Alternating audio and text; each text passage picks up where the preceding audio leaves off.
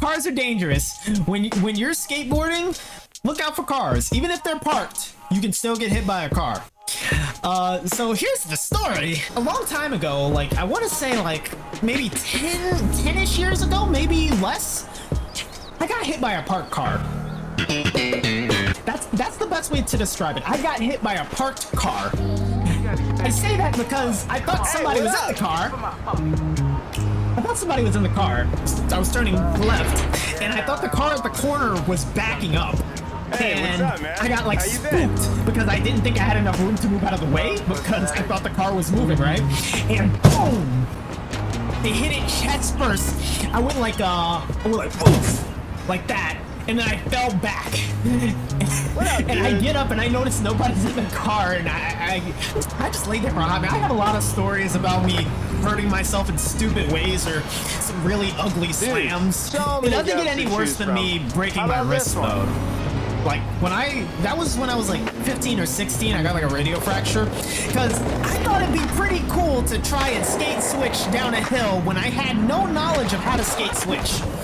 Bad idea. So in order to like regain my balance, I guess, I reverted back into regular because that's my stance, and that didn't end very well because I lost my footing. And I was slipping out because I skate really hard wheels. I skate like 99As. But yeah, I skate like 99As. So my wheels are like really solid. They're super hard. Yeah, it was stupid. It was very stupid. I was young and dumb. I didn't know what I was getting myself into. I've learned my lesson now. Now I can skate, switch down a hill, no problem. But back then I couldn't.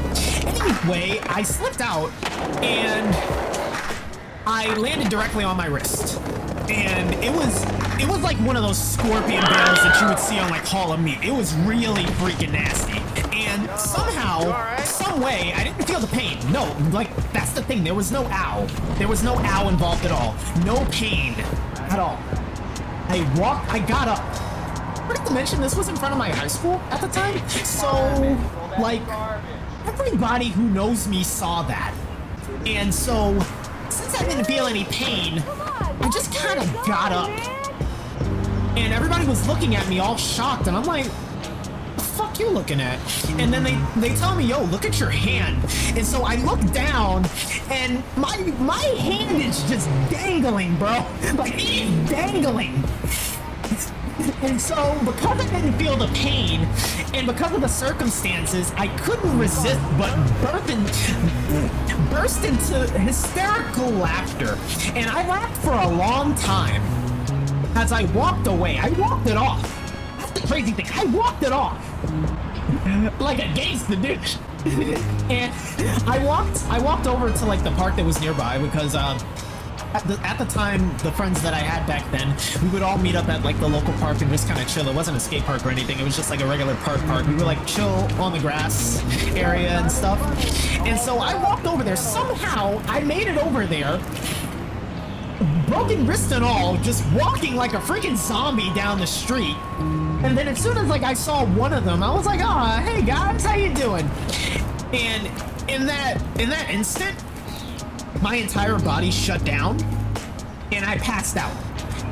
My next memory after that is being in the ambulance. I don't know how I got in there. And then after that, I blacked out again while I was in the ambulance, and when I woke up, I was already in the emergency room. And by the time I got up, they had already like kind of popped my wrist back into place, and I had like sedatives or whatever. So I was set.